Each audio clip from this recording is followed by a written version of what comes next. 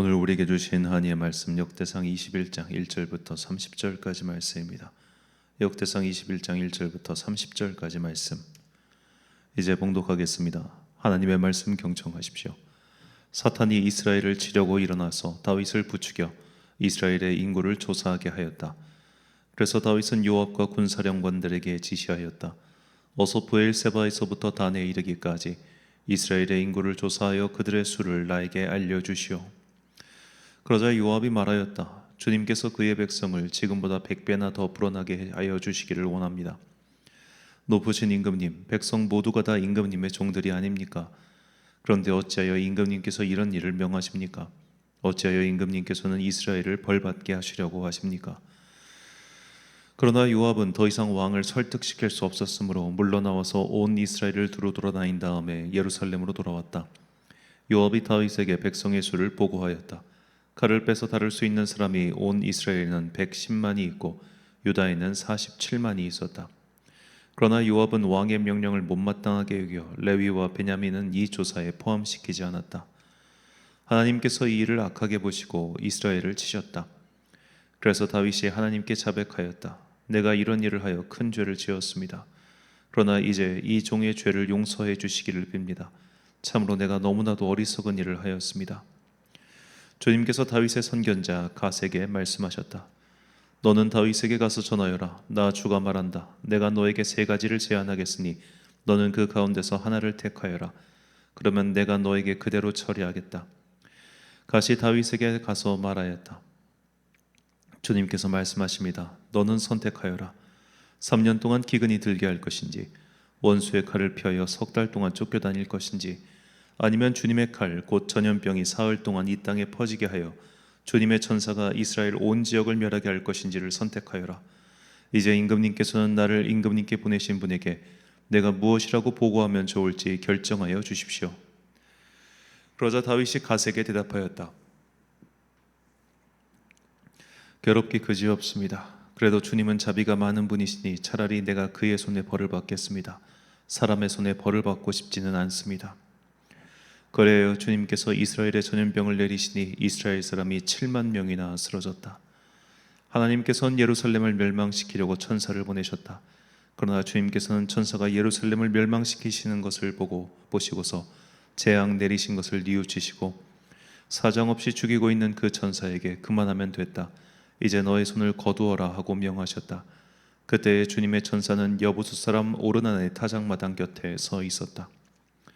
다윗이 눈을 들어보니 주님의 천사가 하늘과 땅 사이에 서서 칼을 빼어 손에 들고 예루살렘을 겨누고 있었다. 그래서 다윗은 장로들과 함께 굵은 베옷을 입고 얼굴을 땅에 대고 엎드렸다. 그때 다윗이 하나님께 아뢰었다. 이 백성의 인구를 조사하도록 지시한 사람은 바로 내가 아닙니까? 바로 내가 죄를 짓고 이런 엄청난 악을 저지른 사람입니다. 백성은 양떼일 뿐입니다. 그들에게야 무슨 잘못이 있습니까? 주 나의 하나님, 나와 내 집안을 치시고 제발 주님의 백성에게서는 전염병을 거두어 주십시오. 주님의 천사가 갓을 시켜 다윗에게 이르기를 여부수 사람 오르난의 타작마당으로 올라가서 주님의 제단을 쌓아야 한다 하였다. 다윗은 갓이 주님의 이름으로 명령한 말씀을 따라서 그곳으로 올라갔다. 그때 오르난은 밀을 타작하고 있었다. 오르난은 뒤로 돌이키다가 천사를 보고 그의 4아들과 함께 숨었다. 그러나 다윗이 오르난에게 다가가자 오르난이 바라보고 있다가 다윗인 것을 알아보고 타작마당에서 나와 얼굴을 땅에 대고 다윗에게 절하였다. 다윗이 오르난에게 말하였다. 이 타작마당을 나에게 파시오. 충분한 값을 지불하겠소. 내가 주님의 제단을 여기에 쌓으려 하오. 그러면 전염병이 백성에게서 그칠 것이오. 오르난이 다윗에게 말하였다. 임금님 그냥 가지십시오. 높으신 임금님께서 좋게 여기시는 대로 하십시오. 보십시오. 제가 소는 번제물로 타작기구는 땔감으로 밀은 소제물로 모두 드리겠습니다.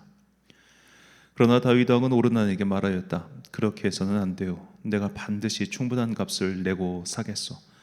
그리고 주님께 드릴 것인데 내가 값을 내지도 않고 그대의 물건을 그냥 가져가는 일은 하지 않겠소. 또 거저 얻은 것으로 번제를 드리지도 않겠소. 그래서 다윗은 그 터 값으로 금 600세겔을 오르난에게 주고 거기에서 주님께 제단을 쌓아 번제와 화목제를 드리고 주님께 아뢰었다. 그러자 주님께서는 하늘로부터 불을 번제단 위에 내려서 응답하셨다. 그리고 주님께서 천사에게 명하셔서 그의 칼을 칼집에 꽂게 하셨다. 그때 다윗은 주님께서 여부스 사람 오르난의 타작 마당에서 그에게 응답하여 주심을 보고 거기에서 제사를 드렸다. 그때 모세가 광야에서 만든 주님의 성막과 번제단이 기브온 산당에 있었으나 다윗은 주님의 천사의 칼이 무서워 그 앞으로 가서 하나님께 예배를 드릴 수 없었다. 아멘. 죄의 밭에 은혜가 핀다라는 제목으로 하나님의 말씀 선포하겠습니다. 솔로몬의 성전은 어디에 지어졌을까요? 유대교와 이슬람의 전승은 이 솔로몬의 성전 위치가 아브라함이 이삭을 바치려고 했던 모리아 산이라고 그렇게 설명합니다. 그래서 지금도 그 위치에 황금 사원이 있죠. 아브라함이 그 산 어디에서 이삭을 번제로 바치려고 했는지는 우리가 정확히 알 수는 없습니다. 이게 산 중턱인지 꼭대기인지 마당인지 알 수는 없죠. 하지만 그 솔로몬의 성전이 모리아 산에서 지어졌다는 성경의 근거가 있습니다. 역대하 3장 1절 말씀입니다.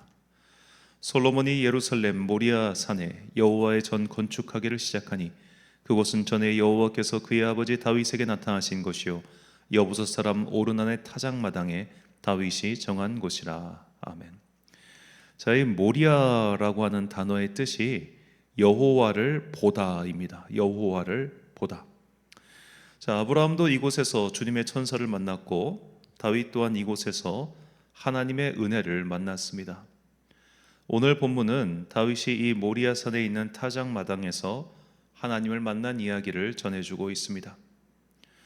본문은 사무엘하 24장의 내용과 같습니다. 다윗이 인구 조사를 결행하자 하나님께서 벌을 선택하라고 하셨고 다윗은 세 가지 벌 중 전염병을 택했습니다. 이 택한 이유에 대해서는 앞서 사무엘하 강해 때 말씀드린 바가 있죠. 이 다윗의 선택으로 인해 4만 명이 사망하고 말았습니다. 다윗은 선지자 가시 받은 명령대로 오늘 본문에서는 오르난, 사무엘하에서는 아라우나의 타작 마당에서 제단을 쌓고 번제를 드립니다. 그런데 이 사무엘하와 오늘 본문에서 이 타작 마당의 값이 다르죠. 본문 25절과 사무엘하 24장 24절 말씀입니다. 그리하여 다윗은 그 턱값으로 금 600세겔을 달아 오르난에게 주고 사무엘하 24장 24절 왕이 아라우나에게 이르되 그렇지 아니하다 내가 값을 주고 내게서 살리라 값없이는 내 하나님 여호와께 번제를 드리지 아니하리라 하고 다윗이 은 50세겔로 타작마당과 소를 사고. 자, 세겔이 정확히 얼마나 되는지 또 그 당시에 금값과 은값이 어느 정도 비율이었는지는 지금 우리가 알 수 없죠, 정확하게는. 하지만 아무리 생각해도 금 600세겔이 은 50세겔보다는 훨씬 비싼 값이라는 것은 우리가 추측할 수 있을 겁니다. 어째서 이런 값의 차이가 발생했는가? 아마도 처음에 다윗은 이제 번제를 드릴 만한 그 정도의 공간, 그 정도의 부분만 이제 은 50세겔을 주고 구매를 했을 거예요. 그리고 나서 이따 말씀드리겠지만 여기다가 여호와의 성전을 지어야겠다 해서 훨씬 더 많은 부지를 추후 구매한 것이죠. 그래서 전체 부지, 성전 부지 구매 비용이 금 600세겔이 들어갔다는 겁니다. 자, 역대상 22장 1절 오늘 본문에 원래는 포함되어야 하는 구절입니다. 다윗이 이르되 이는 여호와 하나님의 성전이요 이는 이스라엘의 번제단이라 하였더라. 자, 우리가 성경을 읽을 때 이 성경의 장절 구분은 아주 후대에 이루어진 겁니다. 그리고 이것이 워낙 후대에 이루어졌다 보니까 좀 읽다 보면 문맥에 안 맞고 좀 그런 것들이 있어요. 이것은 성경을 저술한 사람들이 구분한 게 아니라 후대에 인쇄를 좀 편하게 하기 위해서 구분한 것이니 그 점을 꼭 기억하셨으면 좋겠습니다. 자, 이 오르난의 타작마당 그리고 이 타작마당에 있는 모리아산 여기서 하나님의 성전이 처음 지어졌다는 것은 이 성전의 기능 및 역할이 무엇인지를 우리에게 가르쳐 주고 있습니다. 그러니까 성막 같은 경우는 이동식 텐트기 때문에 그 위치가 그렇게 중요하진 않죠. 어디에 있든지 드리기만 하면 되는 건데 이제 성전은 고정식이지 않습니까? 그래서 그 지어진 위치에 담겨 있는 신학적 의미가 중요하다는 겁니다. 첫 번째로 성전은 이 모리아라고 하는 지명 위에 세워졌죠. 이 모리아, 하나님을 만난 곳. 그렇기 때문에 성전 또한 하나님을 만나는 장소라는 겁니다. 그리고 내가 만나는 그 하나님은 나의 모든 것보다 귀하고 소중한 분이시죠. 아브라함이 자신의 모든 것이나 다름없었던 이삭을 번제로 드리려고 결정했던 것처럼 바로 그곳, 내가 가진 모든 것을 주신 하나님, 그렇기 때문에 그분은 나의 모든 것이 된다는 그 고백 속에서 만나는 곳, 그곳이 바로 성전이라는 겁니다. 자, 두 번째로 성전은 회개와 회복의 장소입니다. 다윗은 오늘 선지자 갓을 통해 주신 세 가지 선택지 중에서 자신에게 피해가 가장 적은 선택지를 골랐습니다. 자신의 욕심 때문에 벌이 임했음에도 불구하고 다윗은 여전히 이기적인 선택을 한 것이죠. 만약 다윗이 양심적으로 그래, 이것은 내가 잘못한 것이니 그냥 나 혼자 벌을 받음이 옳다라고 해서 두 번째 선택지인 그가 적들에게 쫓겨다니는 것을 선택했다면 그 자신은 엄청 고생했겠지만 7만 명이나 되는 애꿎은 생명이 사라지는 일은 없었을 겁니다. 하지만 다윗은 기근도 아닌 전염병을 택했습니다. 1절에도 말씀드렸지만 기근이 임하면 통치자 또한 고생하죠. 하지만 전염병은 통치자가 가장 안전합니다. 구분돼서 살잖아요. 구분돼서. 그러니까 자기가 가장 안전한 길을 택했고 그 결과 사람들이 저렇게 많이 죽은 겁니다. 자, 이 죽음이 얼마나 심했는지 하나님께서도 안타까워하실 정도였죠. 본문 15절 말씀, 하나님이 예루살렘을 멸하러 천사를 보내셨더니 천사가 멸하러 할 때 여호와께서 보시고 이 재앙 내림을 뉘우치사 멸하는 천사에게 이르시되 족하다, 이제는 내 손을 거두라 하시니 그때 여호와의 천사가 여부수 사람 오르난의 타작마당 곁에 선지라. 자, 그때도 말씀드렸지만 이 뉘우치다, 사무엘하도 똑같이 번역했는데 이거 좋은 번역 아니라고 말씀드렸습니다. 히브리어 나함인데 나함은 애통해하다, 불쌍해하다라는 뜻이지, 물론 잘못을 뉘우치다, 돌이키다는 의미도 있습니다만 기본적으로 무언가 아프고 애통하는 마음을 전제로 깔고 있는 단어입니다. 이걸 뉘우치다라고 번역하면 좋은 번역이 아니죠.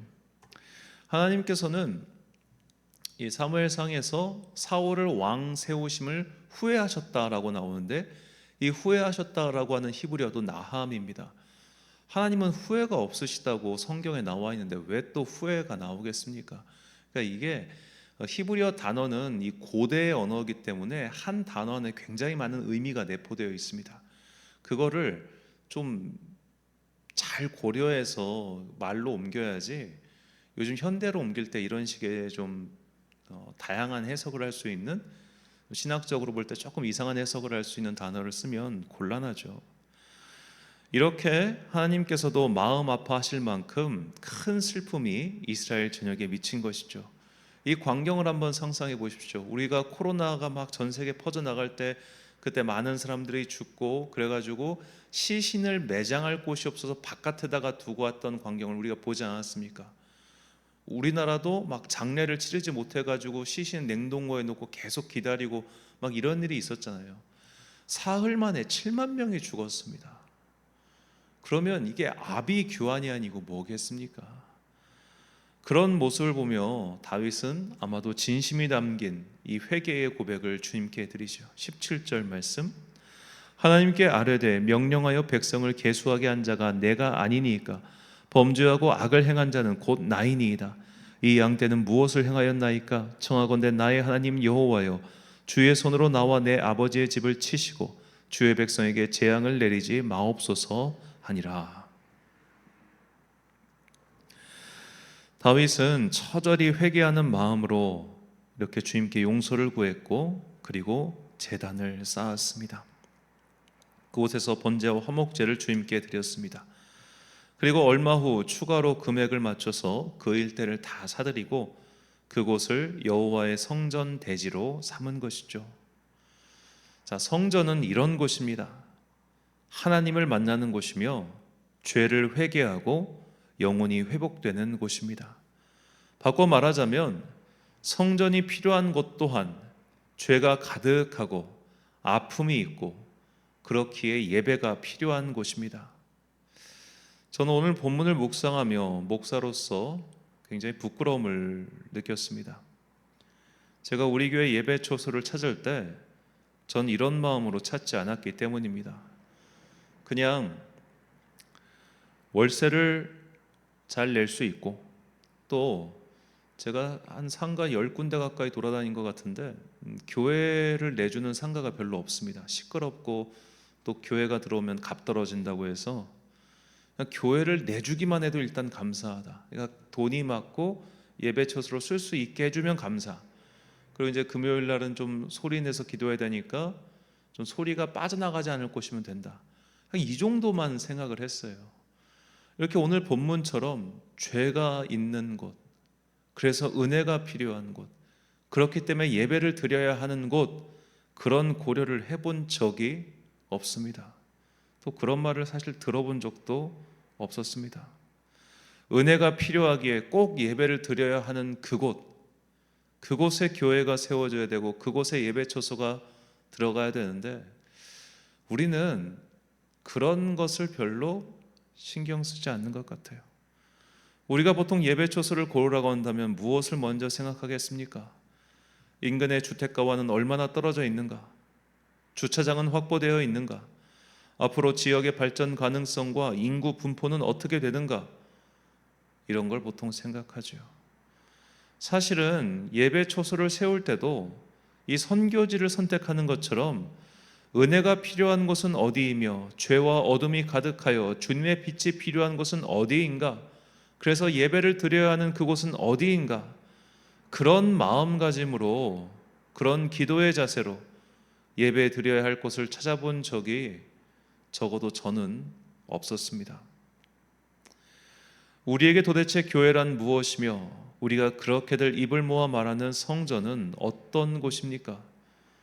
그곳은 왜 그곳에 있어야 하며 그곳에서 도대체 무엇을 하기 위해 지어졌습니까? 성전은 언제 어디에 있든 하나님을 만나는 곳이어야 하며 죄인들이 회개하고 자복하는 곳이어야 하며 하나님의 은혜로 죄인들이 회복되는 곳이어야 합니다. 그래서 교회는 죄인들이 많은 곳에 지어져야 합니다. 세상의 어둠 속에 있어야 합니다. 죄가 넘치는 곳에 바로 은혜가 임하는 법이죠. 교회는 중산층이 많고 인구수가 많은 곳을 찾아다닐 것이 아니라 죄가 넘치는 곳을 찾아다녀야 합니다. 교회는 그리스도의 몸입니다. 그렇다면 교회는 예수님께서 하신 일을 하는 집단이며 공동체라는 뜻이죠. 예수님께서 무엇을 하셨는가를 잠잠히 묵상해 봅시다. 마가복음 2장 16절과 17절 말씀. 바리새인의 서기관들이 예수께서 죄인 및 세리들과 함께 잡수시는 것을 보고 그의 제자들에게 이르되 어찌하여 세리 및 죄인들과 함께 먹는가? 예수께서 들으시고 그들에게 이르시되 건강한 자에게는 의사가 쓸데없고 병든 자에게라야 쓸데있느니라. 나는 의인을 부르러 온 것이 아니요 죄인을 부르러 왔노라 하시니라. 아멘. 사랑하는 천안광성교회 성도 여러분, 그리고 이 새벽을 함께 깨우고 계신 귀한 주님의 자녀 여러분, 주차장이 편하다고 교회를 선택하는 사람은 어리석은 사람입니다. 어째서 교회는 주차하기 편한 곳으로 가시면서 본인이나 자녀의 학교는 가깝고 데려다주기 편한 곳으로 가지 않으십니까? 저는 드라마가 아닌 실제 생활에서 이 대학교 같은 것을 선택할 때 그냥 가까워서 라는 이유로 선택한 사람을 본 적이 없습니다. 가까운 곳에 괜찮은 곳이 있다면 모를까 그냥 가깝다는 이유 하나만으로, 이동하기 편하다는 이유만으로 대학을 고르는 사람을 본 적이 없습니다. 편의 시설이 좋아서 학원을 골랐다고 말하는 사람도 본 적이 없습니다. 잘 가르치니까, 나에게 필요하니까 그 학원을 고르겠죠. 교회도 마찬가지입니다. 어쩌면 우리는 교회를 너무 하찮게 여기는 것은 아닐까요? 어쩌면 백화점만도 못하게 생각하니까 주차장을 먼저 찾고 편의시설을 먼저 찾는 것이 아니겠습니까? 교회 안에 카페가 있으면 좋겠다. 교회 안에서 문화생활을 할 수 있으면 좋겠다. 주차하기 너무 불편하다. 등등의 말을 한다는 것은 사실 내 믿음의 수준이 그 정도밖에 되지 않는다는 것을 자인하는 거죠. 그 정도 수준의 생각에서 우리 모두가 이제는 좀 벗어나야 합니다. 저도 예배 공간을 디자인할 때 그런 생각을 했습니다. 편의시설, 사람들이 올만한 장소, 올만한 공간, 매력적인 그런 것들, 작은 평수지만 그런 것들을 생각하고 처음에 시작했는데 돌이켜보면 참 부끄럽습니다. 하나님의 성전은 편의시설이 아닙니다. 성도들이 동선이 편하고 이곳에 와서 수월하게 예배드릴 수 있고 그런 나에게 맞추어진 공간이 아니라는 겁니다. 하나님의 예배 초소는 하나님을 만나기 위한 곳이며 나의 죄를 직면해야 하는 곳이며 이 끔찍한 죄를 회개하고 용서받는 곳이어야 합니다. 하나님의 성전은 죄의 밭에서 은혜의 꽃을 피우는 곳이라는 것을 잊지 마십시오. 교회는 죄의 밭에 서 있어야 합니다. 어둠의 한가운데서 작은 촛불 하나 들고 있어야 합니다. 이것이 의인이 아닌 죄인을 구원하시기 위해 오신 예수님의 뜻을 실천하는 도구로서의 마땅한 자세입니다. 예배가 필요한 곳에 세워진 교회, 은혜가 필요한 곳에 세워진 교회, 죄가 넘치는 곳에 세워진 교회, 우리 교회가 그런 교회가 되길 진심으로 소망합니다. 기도하겠습니다. 사랑과 은혜가 넘치는 아버지 하나님, 하나님의 처음 성전은 죄의 밭에 세워졌습니다. 하나님을 만난 그곳에 세워졌습니다. 자신의 죄를 자복하고 하나님의 용서를 구하는 그곳에 세워졌습니다. 주님, 이 처음 성전이 세워진 그 장소의 의미를 우리가 잊지 않게 하시고 이제는 우리 교회 동안 죄가 많은 곳에서 예배드리며 빛이 필요한 곳에서 예배의 깃발을 들고 그 빛 아래로 모이는 자들을 긍휼히 여기는 자들 되게 하여 주옵소서. 자꾸만 이 세상 사람들이 원하는 그런 편의시설 같은 곳, 그런 것에만 주목하지 말고 그래요, 우리의 마음속에 어떻게 하면 더 많은 사람들이 이곳에 오게 만들까를 생각하지 말고 그저 죄인들의 공동체로서 은혜를 구하며 회복을 구하는 정말로 예수 그리스도의 마음을 가지고 예수 그리스도의 손이 되어 살아가는 주의 거룩한 공동체 되게 하여 주옵소서. 우리 마음속에 과거에 가지고 있었던 부끄러운 생각들을 이제 모두 십자가에 못 박기를 원합니다. 교회는 편의시설이 아님에도 불구하고 주차하기 불편하다고 툴툴거렸던 내 마음, 왜 우리 교회는 이런 시설 하나 없냐고 불평거렸던 그 마음, 주님 그런 마음 이제 모두 내려놓고 내 교회는 만민이 기도하는 집이요 그 만민이 은혜를 받는 곳이며 그 만민이 은혜를 깨닫고 회복하는 곳이라는 것을 잊지 말고 교회의 본질에 집중하고 이곳에 왜 세워졌는지를 항상 잊지 않고 그 본질을 추구하며 살아가는 주의 거룩한 자녀들 되게 하여 주옵소서. 잘못된 길을 가고 있는 우리가 말씀을 통해 회개하고 돌이키기를 간절히 소망하며 이 모든 말씀 우리와 함께 하시는 거룩하신 예수 그리스도의 이름으로 기도드립니다. 아멘. 오늘의 기도 제목입니다. 교회는 죄인들의 공동체입니다. 그래서 은혜가 필요하고 마침내 모두가 하나님을 만나야 하는 집단입니다. 교회 편의시설 등에 불만을 표한 경험이 있다면 생각을 돌이키시고 내가 속한 교회 공동체가 본질에 집중하고 충성하는 하나님의 도구가 되게 해달라고 기도하십시오. 오늘 주신 기도의 제목 가지고 기도와 묵상에 힘쓰는 하루 되시길 바랍니다. 기도하겠습니다.